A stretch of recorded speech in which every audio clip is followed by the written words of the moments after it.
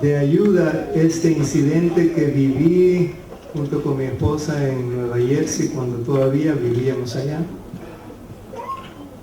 Llegó el momento de la jubilación de ella, porque yo me había jubilado 2 o 3 años antes que ella. Era el momento de vender la casa para poder comprar una casa en Cancún.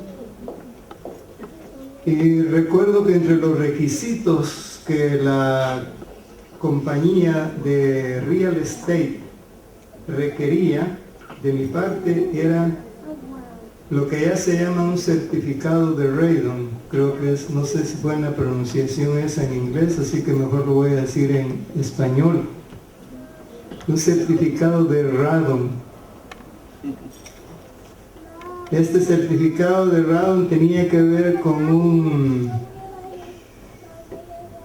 un gas radioactivo que produce cáncer en los pulmones y que tiene la característica de ser inodoro e invisible. No vayan a confundir la palabra inodoro en este uso, significa que no tiene olor.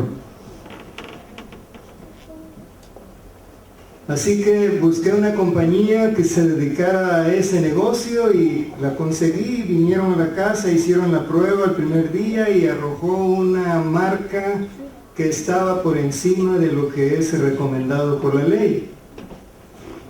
Y al ver eso ellos dijeron, hay que hacer otra vez la prueba, y llevaron de nuevo el kit y lo pusieron en una de las habitaciones de la casa y volvió a revelar la misma cifra. O sea, yo no podía conseguir el certificado de radon mientras la casa reflejara esos resultados con respecto a ese gas radioactivo. De manera que la misma compañía me ofreció la solución, por supuesto, costando un poquitito más de $1,000. Y esta consistió en un aparato hecho de unos tubos de vinil que instalaron atrás de esa habitación donde se había hecho la prueba. No penetraba para nada la pared ni llegaba a la habitación. Pero ellos decían que de todas maneras ese era el procedimiento y esto era para bajar el nivel de ese gas radioactivo hasta donde la ley lo permitía. Después de eso bajó y ellos estuvieron en condiciones de certificar por escrito que la casa llenaba los requisitos para ser habitada. Y yo había vivido en esa casa 13 años. Supuestamente respirando ese gas radioactivo invisible e inodoro. Así que ¿cómo están mis pulmones? No lo sé. Cuando decidimos por una casa aquí en Cancún, pues yo dije, si aquí se exige, voy a pedirlo para mi casa allá. Si respiré un gas radioactivo por tantos años aquí, no voy a respirarlo allá.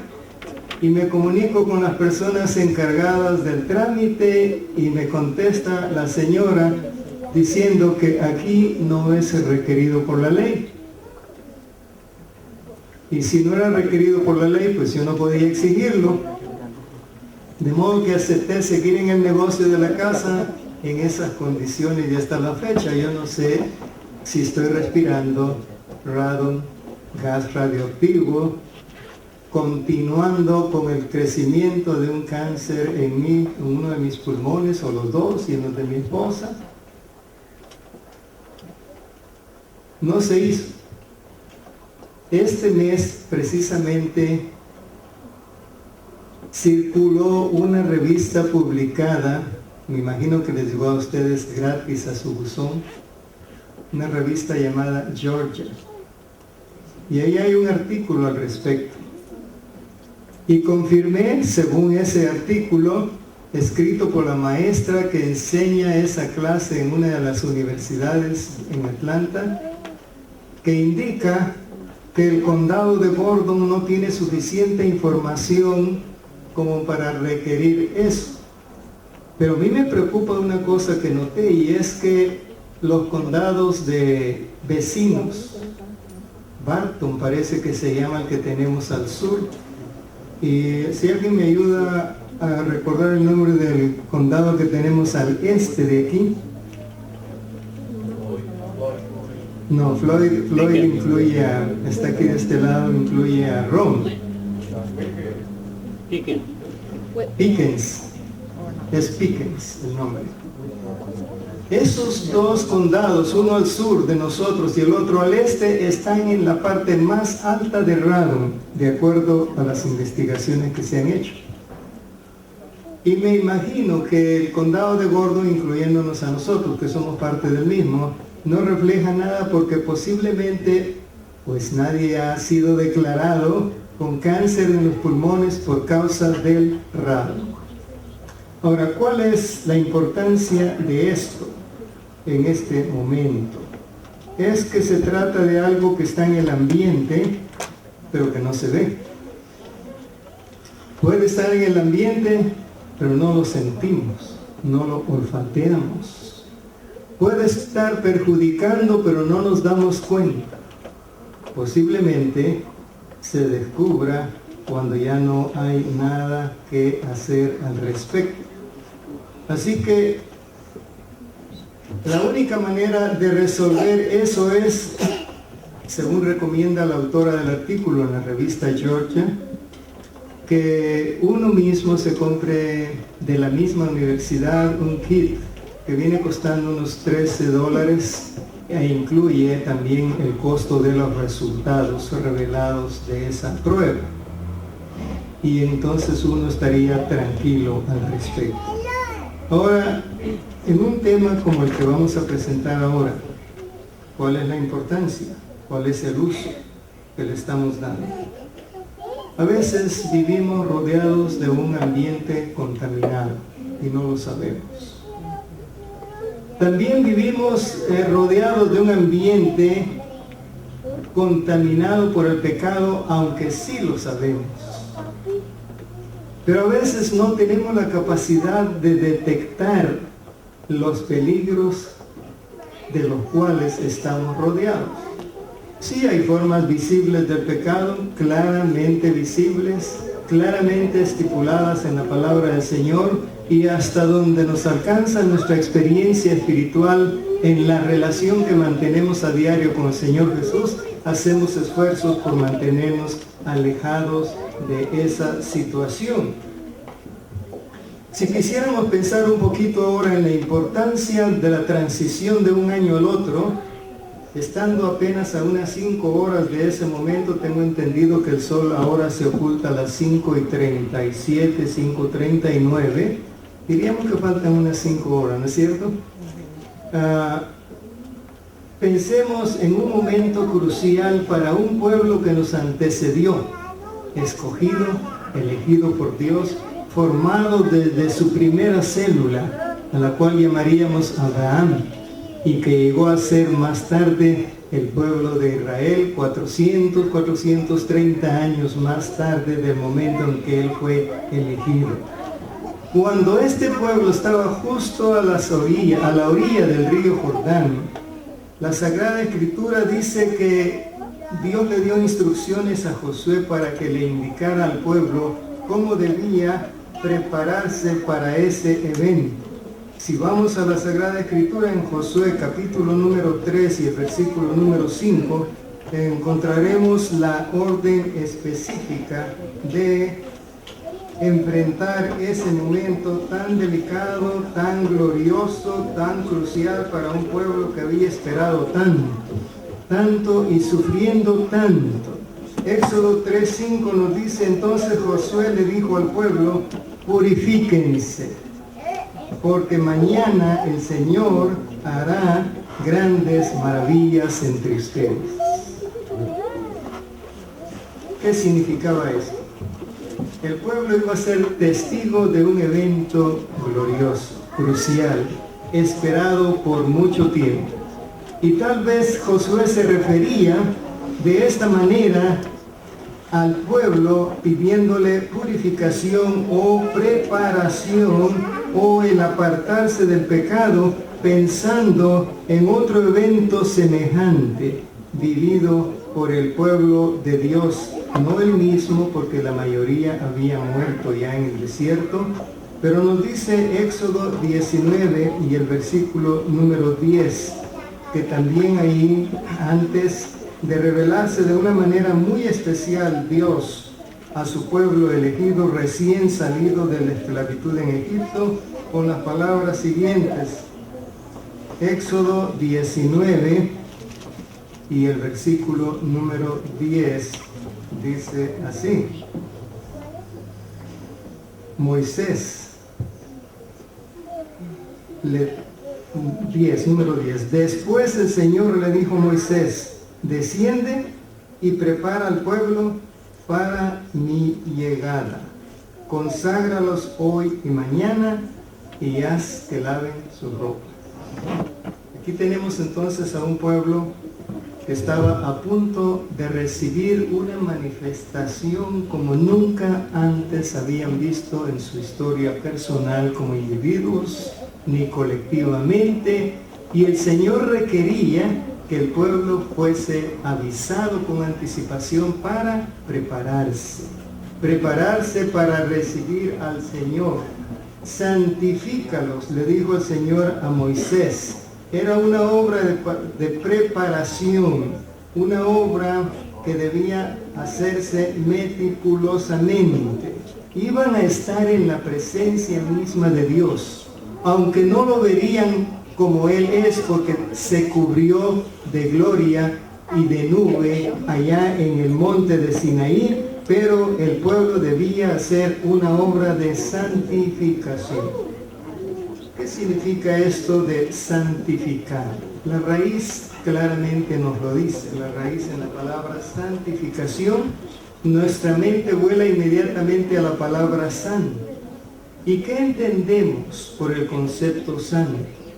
Entendemos que se refiere a algo o a alguien que ha sido apartado para un uso sagrado.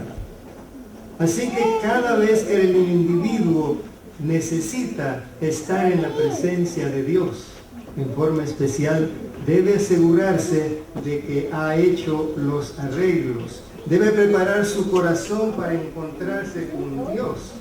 En la persona de los egipcios, si hemos leído historia, o si alguno de ustedes está posiblemente mirando esa famosa película de Moisés y los 10 mandamientos, que ya va por el capítulo número 150.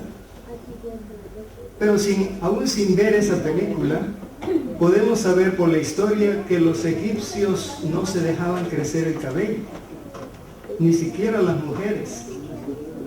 No solamente se rapaban la cabeza, sino que se rapaban todo el cuerpo, porque le tenían un miedo terrible a los piojos. Eso era parte entonces de la manera en que ellos creían estar puros. Y con mi esposa veníamos diciendo en el vehículo ahora, qué interesante que una de las plagas que Dios le envió a Egipto para que dejara ir libre a su pueblo, consistía en una plaga de ¿qué? Piojos. Los egipcios entonces no solamente se dañaban, se rapaban todo lo que era pelo o cabello en su cuerpo. Los hebreos lo hacían en una forma un poquito diferente. Se purificaban mediante un lavado únicamente. Santidad entonces, mis hermanos, debe considerarse seriamente cada vez que nos acercamos a Dios. Porque Dios nos eligió en Cristo para ser intachables y santos. Porque Él quiere una iglesia gloriosa, sin mancha, sin ningún defecto. Porque Él nos instruye que nos apartemos de la vida mundana y de los placeres pecaminosos, y que vivamos con sabiduría, con justicia y con devoción. En el caso del pueblo hebreo, en ese momento, en esos días, en ese día específicamente en el Sinaí, la ley de Dios iba a ser presentada al pueblo de Israel. Y si Dios es santo, su ley es santa. Entonces Dios quería que su pueblo se preparara santificándose para recibirla. Y por eso Dios demandó a Moisés que comunicara a su pueblo que debía prepararse para ese evento glorioso. Entonces, a la obra de preparación, por supuesto, Dios añade su bendición. El hombre debe siempre cooperar con Dios en conseguir su salvación. Voy a aclarar esto porque puede dar origen a un pensamiento no en armonía con la teología del Señor Jesucristo. La salvación es un regalo de Dios. Está disponible para todos los que quieran aceptar. ¿Cuál es la única parte que hace el hombre, el ser humano, en cuanto a salvación para que sea efectiva en él? Debe aceptar. Eso es lo único. No tiene que pagar ni hacer nada al respecto, pero debe cooperar con el cielo, aunque es el Espíritu Santo quien, obrando en la persona humana, convence al corazón humano de su necesidad de salvación y de perdón. Pero Dios no salva a nadie contra su voluntad. Y eso me da tristeza, porque conozco a personas que amo entrañablemente, que han dejado los caminos de Dios. Y yo sé que Dios está dispuesto a redimirlos, a hacerlos volver a sus caminos, y cuyo Espíritu Santo está trabajando en la mente de esas personas día a día, pero no va a imponer su salvación en esas personas si ellos no quieren ser salvos.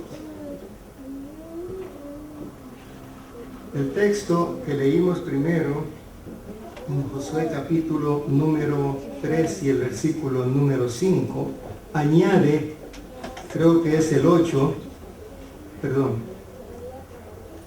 Josué capítulo 3 y el 5, el mismo 5 es, y dice: purifíquense, porque mañana el Señor hará grandes maravillas entre ustedes. ¿Cuál iba a ser la maravilla? Llamémoslo así desde el punto de vista de fenómenos físicos. El río Jordán habría de abrirse para que el pueblo pasara otra vez en seco. Los que iban a entrar esta vez habrían visto el mar rojo abriéndose para que pasaran en seco.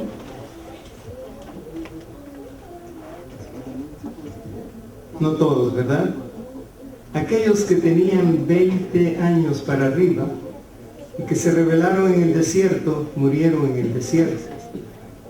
Así que tal vez la generación de aquellos que eran niños o adolescentes en el momento de la salida de Egipto habrían presenciado el mar rojo abriéndose para que el pueblo de Dios pasara en seco.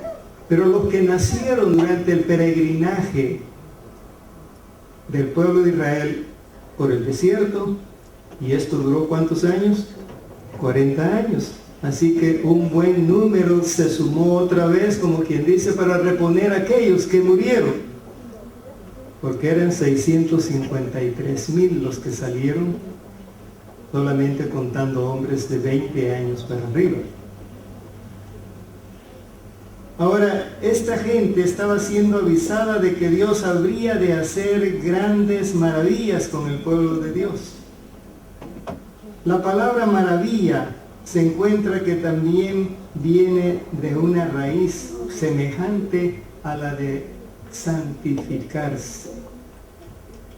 La mejor y la más grande maravilla que nosotros podemos presenciar de parte del Señor es la de la transformación de nuestras vidas. Ahora, ¿por qué Dios invitaría al pueblo a santificarse? ¿Por qué sería necesario? Sabemos de los altibajos espirituales que vivió el pueblo de Israel durante su peregrinaje por el desierto. Eran realmente, como él llegó a llamarlos, cabeza dura,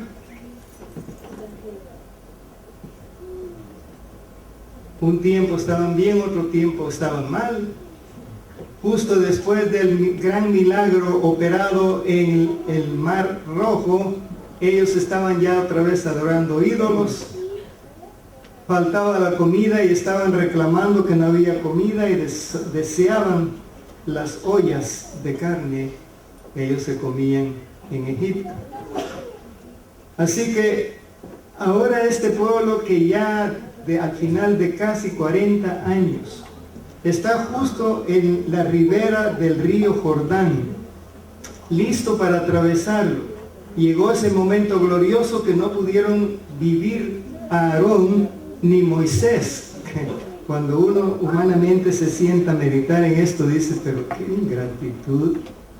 ¿Cómo es que Aarón y Moisés, que sufrieron la mayor parte del tiempo la rebeldía de este pueblo, ahora no pueden ellos entrar a la tierra prometida? Pues no le vamos a discutir eso a Dios, ¿verdad? Nosotros sabemos las razones por las que eso ocurrió, y Dios lo hizo así, y tenemos un Dios de amor. Ahora sabemos por la palabra de Dios que Moisés está en el cielo. ¿Hay algo mejor que el cielo? ¿Mejor que la tierra prometida?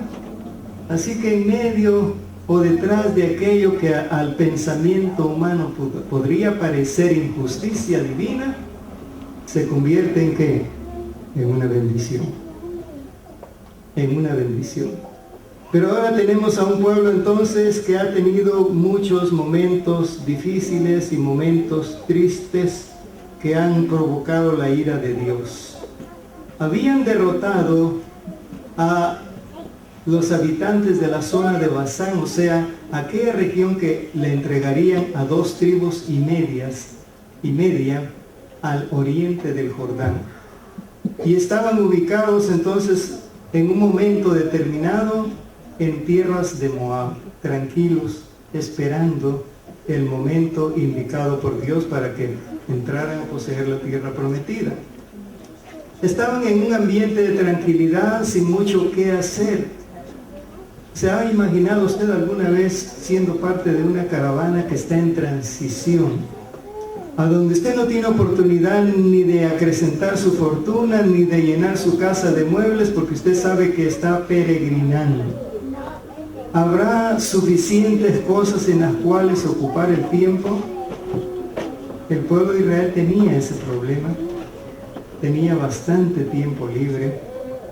Y en este momento, justo antes de la entrada a la tierra prometida, estaban en un sector a donde había muchos árboles de acacia que producían una sombra muy agradable. Les hacía a ellos, a diferencia de aquellos momentos desérticos completamente, donde no había absolutamente nada de vegetación y el sol era ardiente, ahora tenían mucha sombra y tenían tiempo libre. Y en ese tiempo libre permitieron que el ambiente les afectara. La pregunta mía sería, ¿afecta el ambiente en que vivimos? Sí. ¿Debemos sucumbir ante los efectos del ambiente? La primera respuesta puede ser sí, pero la segunda no necesita ser sí. Ahora, este pueblo desafortunadamente llegó a vivir una vida cómoda e inactiva, y de pronto apareció un elemento que el diablo sabe usar con mucha habilidad. ¿Se imaginan cuál es ese elemento? Las mujeres, con el perdón de las damas. Recordemos que antes de eso había ocurrido el incidente donde Balac, el rey de Moab, había intentado usar los servicios de un profeta ahí en decadencia para convencerlos de que maldijera al pueblo de Israel, porque este rey Balac había sido informado de las grandes proezas y de cómo ellos habían derrotado a otros pueblos circunvecinos, porque Dios los guiaba, porque Dios peleaba las batallas de ellos. No era por otra razón. Pero todos hemos leído ese relato bíblico y sabemos que Balac no logró eso a través de Balaam, tuvo que admitirlo. Pero entonces el diablo se las ingenia y utiliza el elemento femenino para que, rodeados estos hermanos nuestros de antaño, el pueblo de Israel a punto de pasar a la tierra prometida, sea afectado e infectado por las costumbres de ellos. Las mujeres madianitas, dice el relato, empezaron a entrar en el campamento de Israel y empezaron a ser amigos ahí y amigas, por supuesto. Pero el propósito no era hacer amigas tanto entre las damas del pueblo de Israel, sino hacer amigos entre los varones del pueblo de Israel. Y se organizaban fiestas. Y en esas fiestas, por supuesto, había música, había baile, había comidas. Y el pueblo de Israel empezó a asistir a esas fiestas. Y empezó a derribarse la muralla de contención que debían haber mantenido erguida como Dios la había establecido. Así que participando de las fiestas de ellos, fueron hechizados por su música y el baile, seducidos por la hermosura física de las mujeres, y algunas de ellas dedicadas a la prostitución sagrada. Así que el pueblo dejó que se contaminara su conciencia y participaron de los ritos más depravados practicados por los edomitas. Dice que la gente entre los israelitas parecía atontada, que los hombres, los jefes más elevados del pueblo de Dios, fueron los primeros en violar la ley. Esto suena triste, porque cuando los que están en las posiciones elevadas fallan, el ejemplo se sigue fácilmente sin tener que proclamarlo ni promoverlo. Y entonces fueron culpables de apostasía, una apostasía que se hizo nacional. Al principio, los hombres del pueblo de Israel asistían a las fiestas idolátricas de los moabitas, pero en las ciudades de ellos, por invitación. Pero cuando esto empezó a arraigar, entonces la idolatría fue practicada dentro del campamento de Israel. Y eso no le gustó al Señor. Se organizó una fiesta de parte de los moabitas y a través de Balaam, ese profeta en decadencia, se hizo la invitación al pueblo de Israel para que asistieran a la fiesta. Y hubo vino, y hubo baile, hubo mucha comida, y hubo actos de sensualidad. Y cuando Dios descubrió eso, ordenó que los dirigentes, los cabecillas, fuesen muertos. Pero ojalá hubieran muerto solo los cabecillas. Murieron 24,000 personas en un solo día. ¿Cómo es entonces que un pueblo que no cae derrotado en una batalla con armas físicas, cae derrotado en una batalla a donde las armas son morales y espirituales?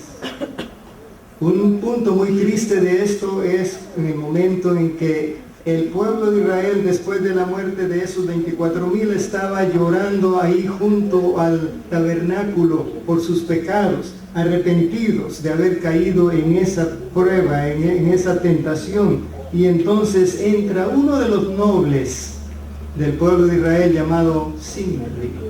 Y sin importarle que el pueblo estuviera llorando ahí por la desgracia nacional que había acaecido, él se dirigió hasta su tienda, lo que diríamos su casa, con esa mujer de nombre Cosbi, una prostituta sacerdotal, para practicar lo que ellas vendían.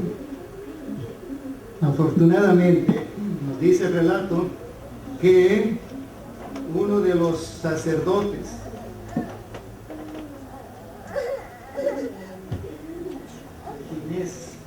Fines, al ver que Zimri entraba con esa mujer, se levantó rápidamente, tomó una espada y fue hasta la tienda donde ellos estaban, y el relato dice que los atravesó a los dos con la lanza.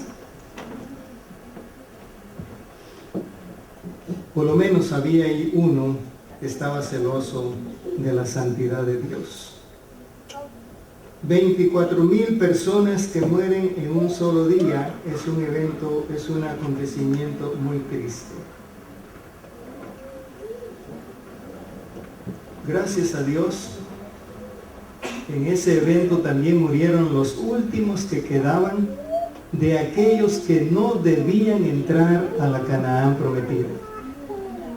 En el censo que se hizo posteriormente se reveló que también ellos habían muerto. Ahora, tengo aquí una cita. Dice, las mujeres que fueron capturadas por el ejército atacante. Esto es parte del material del libro Patriarcas y Profetas, en el capítulo La apostasía a orillas del Jordán.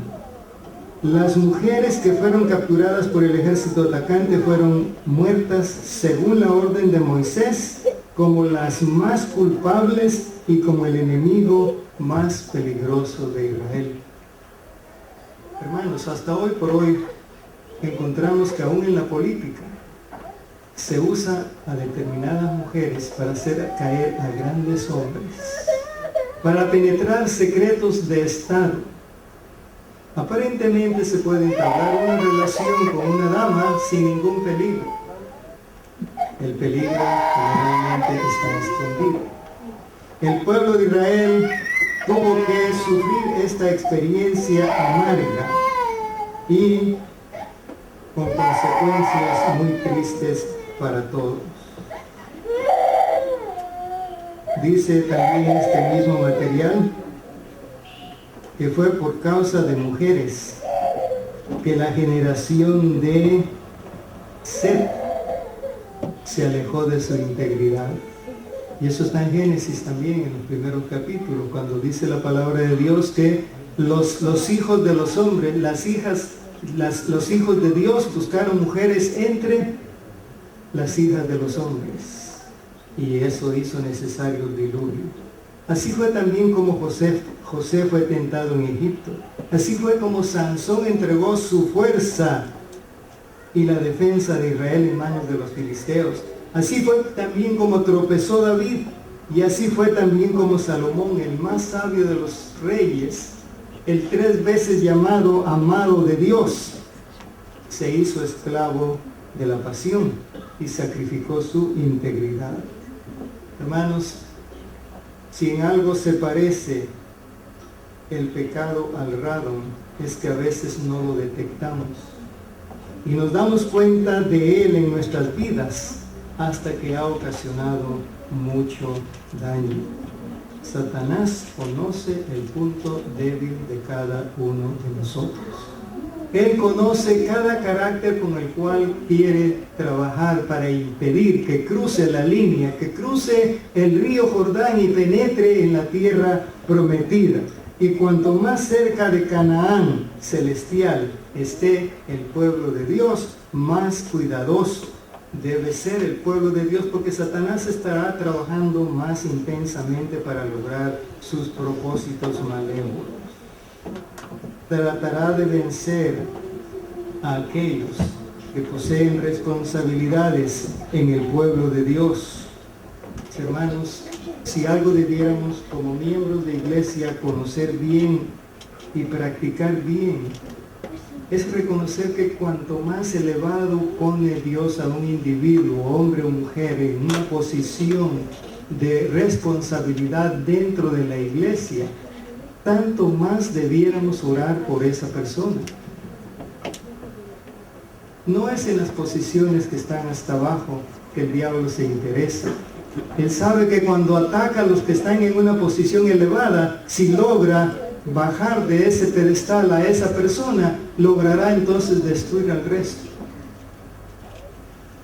Por lo tanto, sabiendo eso, añadamos aquí en este momento entonces que necesitamos orar por nuestros dirigentes. Amén. Todos los días. Sentimos a veces como humanos la tendencia de mirar a sus debilidades. No podemos mirar a sus debilidades porque nosotros también las tenemos. Pero sí, lo que Dios ha puesto en sus manos en ese momento, en ese turno, es algo grave, es algo delicado. Ahí descansa todo el futuro de la iglesia en general. Y si nuestros líderes son apoyados por nuestras oraciones, ellos lo van a reconocer, ellos lo van a sentir. Y marcharán y harán su responsabilidad contentos, felices, sabiendo que tienen el apoyo de todos aquellos que estamos abajo. Hay un elemento que el diablo usa muy fácilmente, con mucho éxito, y es la sensualidad. Déjenme leer una línea nada más cortita de este material. Dice: la sensualidad debilita la mente y degrada el alma. Sensualidad es todo aquello que tiene que ver con una vida que vivimos solamente basados en los sentidos. Una vida carnal, una vida a la cual nosotros a veces tendemos porque tenemos todavía una naturaleza pecaminosa que no ha sido plenamente sujetada por la presencia del Espíritu Santo en nuestras vidas.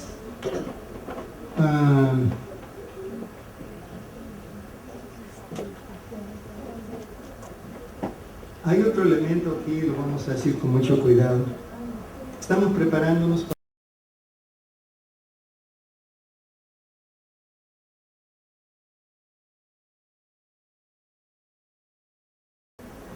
en lo que se refiere a hacer pecar a los cristianos, cuando logra inducirlos a que se relacionen con los impíos.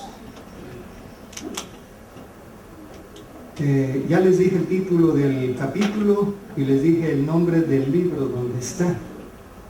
Porque a veces yo acostumbro a decir algunas cosas que son muy fuertes y como que eso no impacta bien, ¿verdad? Así que mejor me cuido. Digo dónde está escrito. Esa declaración la he leído textualmente.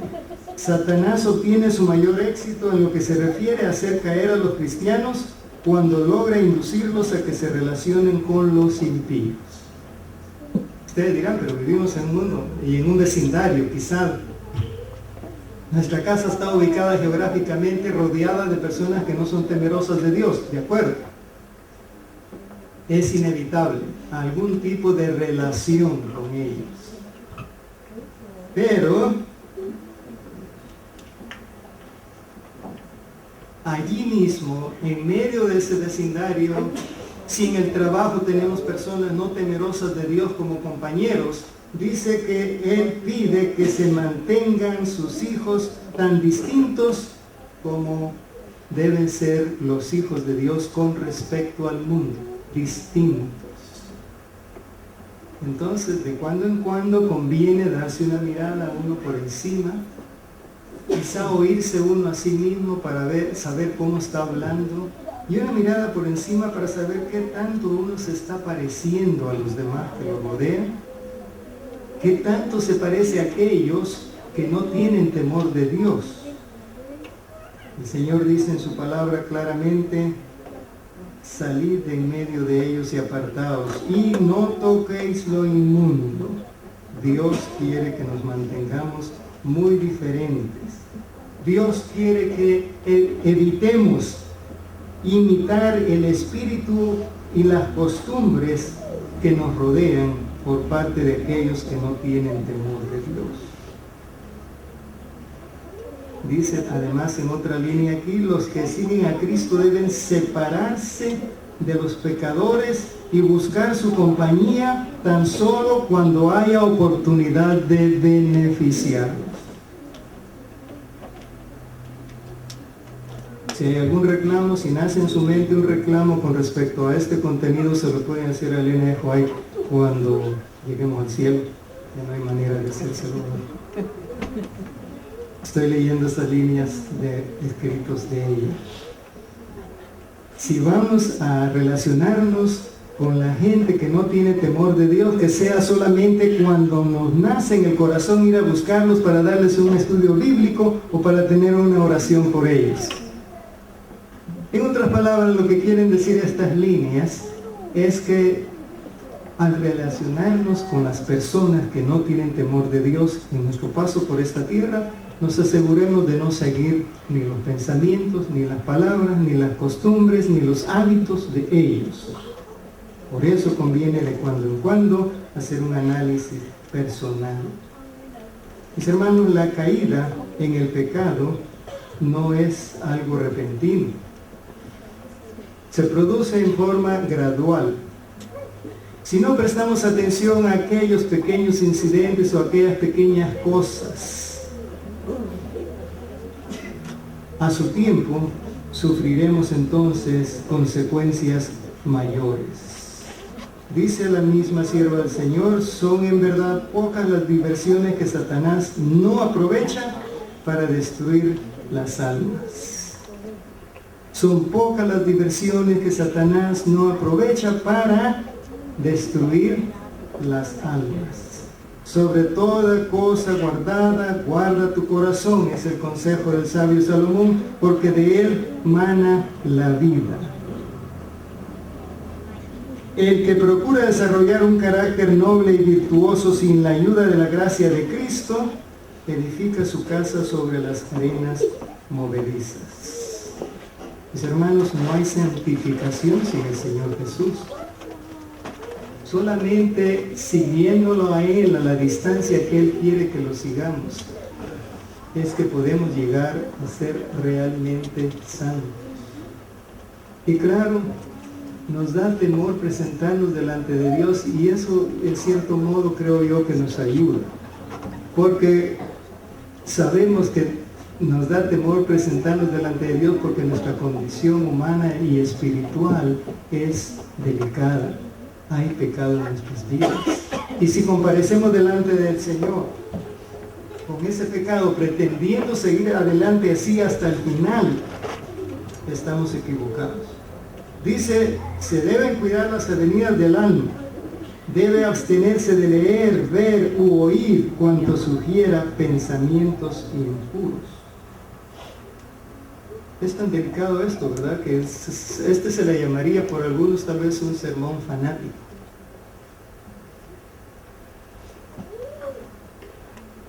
Deben cuidar cuidadosamente las avenidas del alma, deben abstenerse de leer, ver u oír cuanto sugiera pensamientos impuros. En ese tiempo no había televisión. ¿Cómo lo escribiría nuestra hermana Elena de White en este tiempo si estuviera viva? ¿Habría incluido el internet? ¿Qué más hay? Porque yo me quedé atrás, yo estoy en la época de Cristóbal Colón. Yo no sé cuántas otras formas de tecnología hay disponibles en el mercado tecnológico. De verdad, yo estoy atrás de muchas de estas cosas, pero yo pienso que para perderse en este sentido basta con el internet. ¿Cómo hacemos uso de las ventajas que la tecnología y la ciencia moderna pone a nuestro alcance? ¿Sirven para la expansión de la palabra de Dios o sirven para que nosotros empecemos a dormir en nuestros laureles y nos quedemos para siempre en este planeta tierra? En mi corazón he guardado tus dichos para no pecar contra ti, dice el sabio.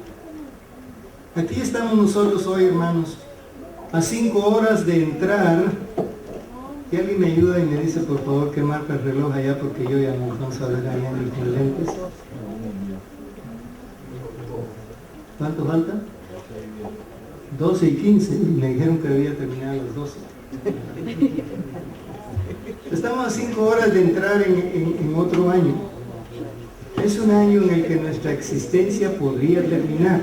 Tal vez no ustedes los jóvenes, bueno, también los jóvenes pueden morir por accidentes, los viejos morimos por vejez. ¿Quién tiene seguridad de estar vivo de aquí a un año? El año pasado, cuando despedíamos el año en esta iglesia, Yo pensaba en eso, ¿me permitirá el Señor ver otro día como este, otra fecha igual a esta? El Señor me lo ha permitido. Gracias, Señor, por tu misericordia. Seguramente es porque no estoy listo todavía. Y me está extendiendo su misericordia. Porque eso dice el apóstol Pedro. El Señor es paciente. No quiere que ninguno perezca, sino que todos procedan al arrepentimiento. Y ahí está la misericordia de Dios en nuestro favor. Puede ser un año más cerca de la venida del Señor Jesús también. Y al dar un vistazo atrás a nuestra vida espiritual en el 2016, podría decirse que crecimos, podría decirse que nos estancamos, o podría decirse que retrocedimos espiritualmente. Haga usted un análisis de su propia vida. Usted tiene derecho, porque es usted, yo no tengo derecho a analizar su propia vida, pero analizando la mía, me preocupo, me doy cuenta que algunas cosas no marcharon bien. Ahora la otra pregunta sería, ¿esperamos ver al Señor en la condición actual en que nos encontramos? Si volviéramos a Hebreos capítulo 12 y el versículo 14, ¿qué dijo la lectura central que se presentó al principio? Seguid la paz con todos y la santidad, sin la cual nadie verá al Señor. ¿Tiene interés el Señor entonces en que seamos realmente santos? Eso es lo que Él pide, eso es lo que Él quiere, eso es lo que nosotros debemos perseguir con la ayuda del Espíritu Santo. Es muy fácil hoy, como lo fuera para Israel en el pasado, entrar en amistad con los enemigos de Dios. ¿Hay seguridad en asociarse con enemigos de Dios en una forma estrecha? Santiago 4:4 dice, el que se hace amigo del mundo se convierte en enemigo de Dios. ¿Hay duda? Santiago 4:7 y 8 dice, humíllense ante Dios. Resistan al diablo y él huirá de ustedes. Qué bueno, ¿se dan cuenta? El diablo es cobarde.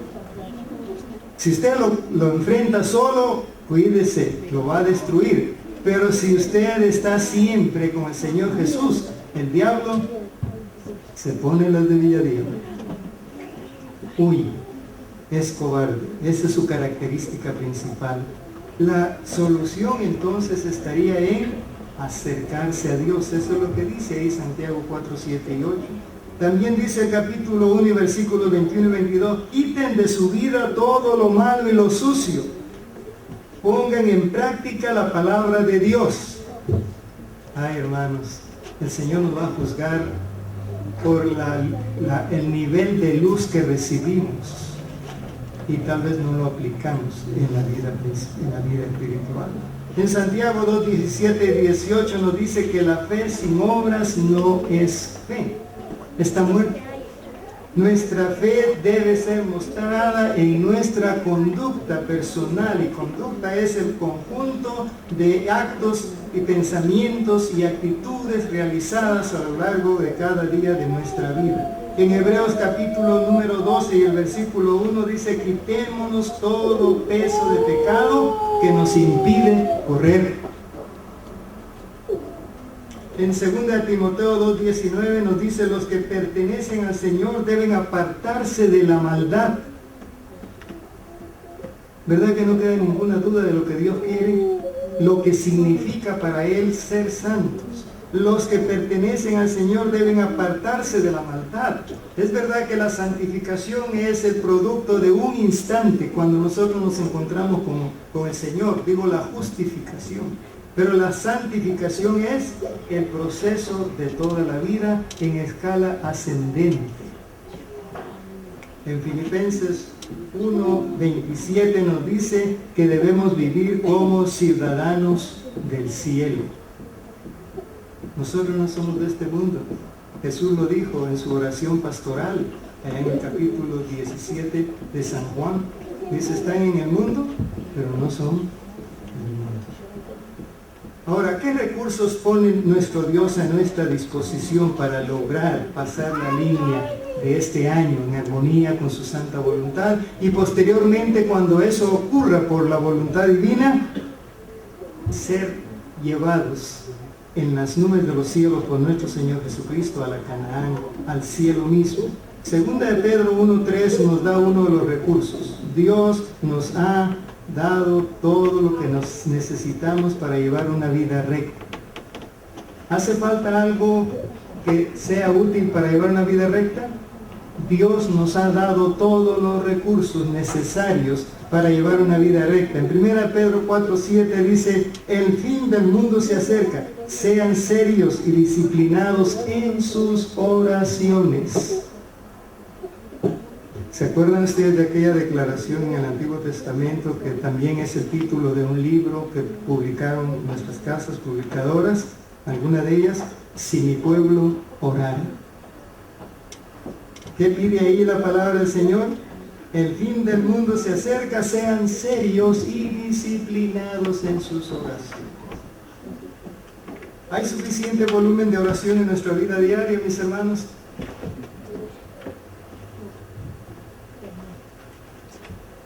El devocional diario, el estudio de la lección de la escuela sabática, el año bíblico. ¿Todavía existe eso en su vida?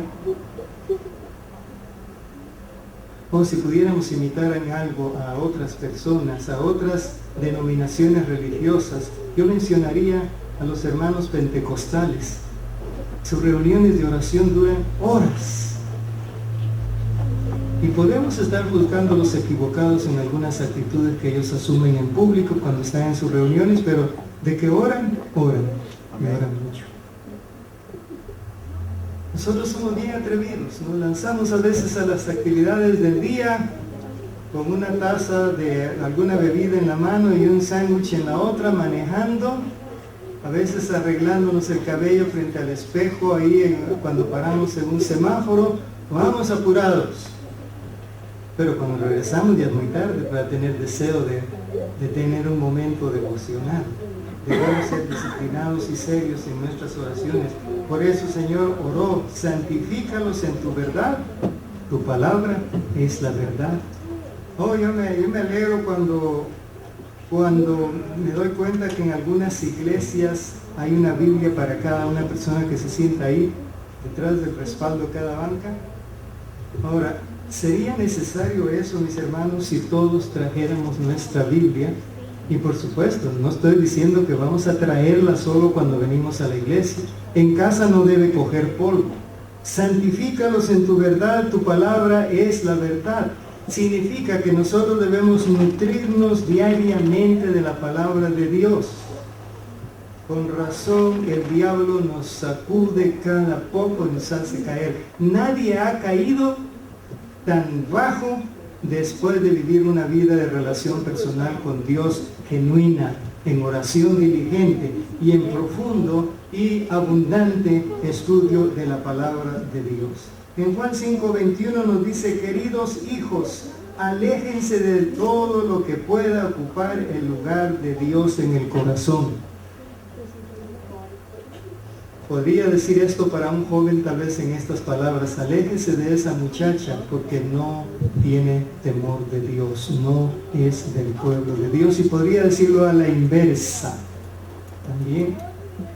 Podría decir: aléjese de esa música porque no edifica, no armoniza, no le alimenta el deseo de cantar himnos en la iglesia cuando usted asiste a los programas de la iglesia.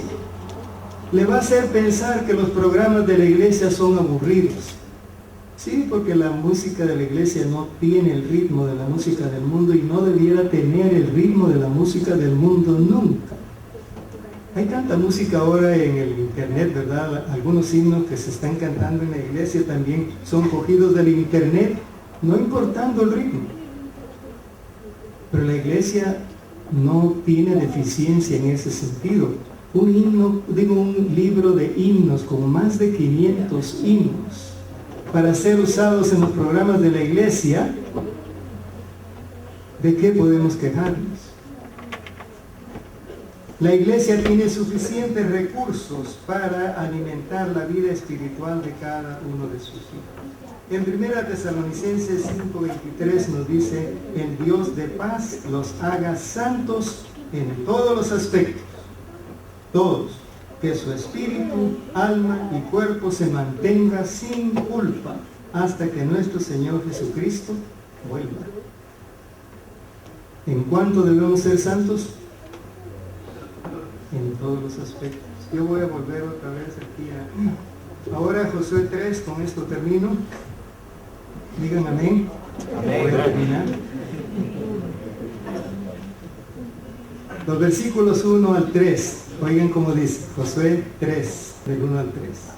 Temprano la mañana siguiente, Josué y todos los israelitas salieron de la arboleda de acacias y llegaron a la orilla del río Jordán, donde acamparon antes de cruzar.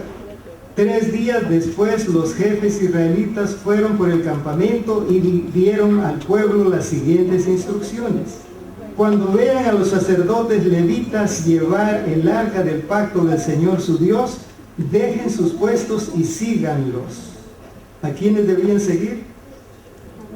A los sacerdotes que irían adelante cargando el arca del pacto del Señor.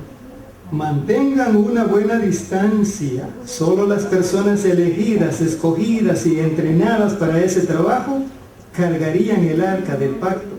El pueblo tenía que mantenerse a una distancia de 1 kilómetro. Mantengan esa distancia entre ustedes y el arca. Asegúrense de no acercarse demasiado. Mis hermanos, nosotros vamos a entrar a otro año. Solemos llamarlo el año nuevo.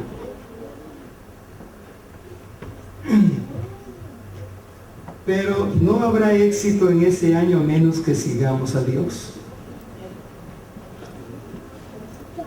Y lo sigamos con corazón sincero. No nos engañemos más. Los términos en que Dios quiere que se viva la vida cristiana están claros en su palabra. No hay otra manera. Debe ser así. Si yo quiero, puedo cambiarlo, puedo modificar ese concepto, puedo modificar ese requerimiento, pero no me va a dar resultado. Si vamos a la Canaán celestial, tenemos que ir detrás del Señor Jesús, no en otra dirección.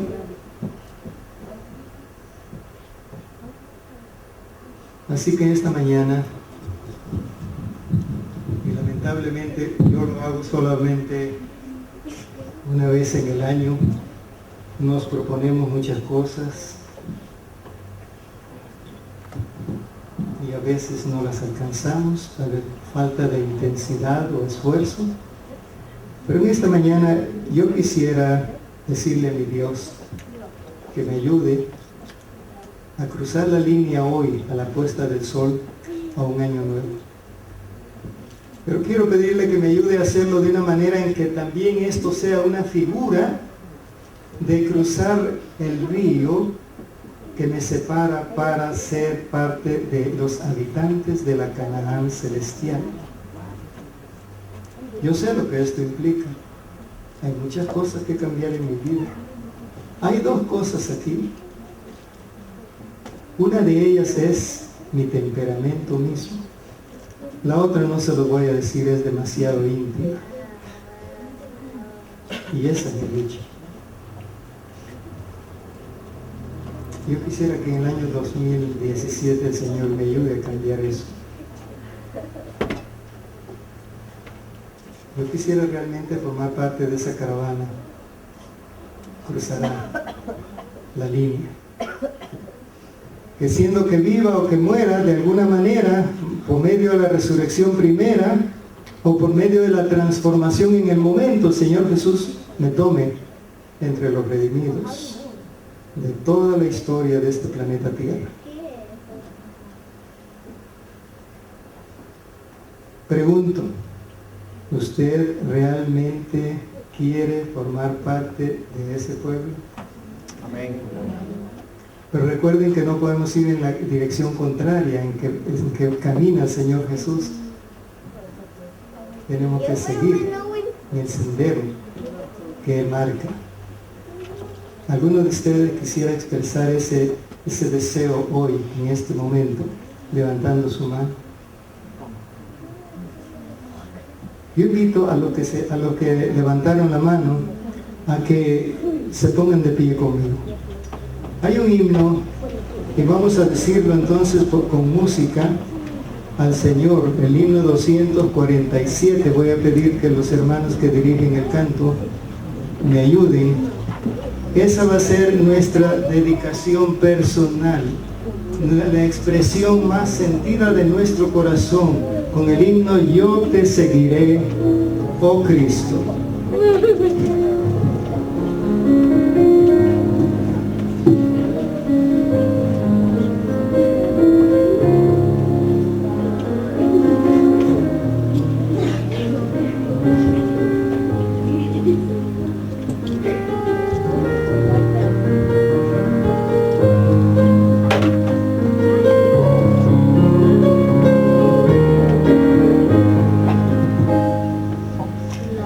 Yo te seguiré, oh Cristo, donde quiera que estés, donde tú me guíes sigo, sí Señor, te seguiré. Yo te seguiré, oh Cristo.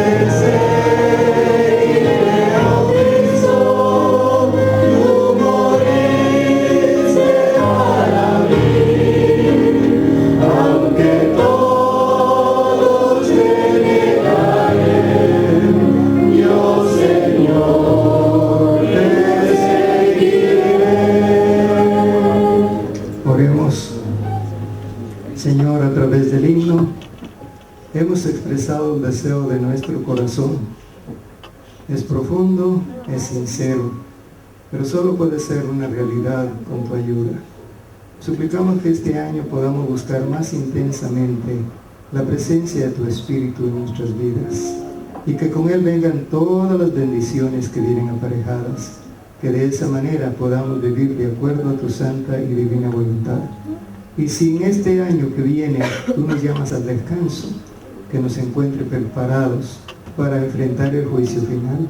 Y si en este año la segunda venida gloriosa de tu Hijo amado ocurre, que también estemos listos para ser contados entre aquellos que levantarán en alto los brazos diciendo: aquí viene nuestro Dios, le hemos esperado y Él nos salvará. Lo pedimos y lo agradecemos todo en su bendito nombre. Amén.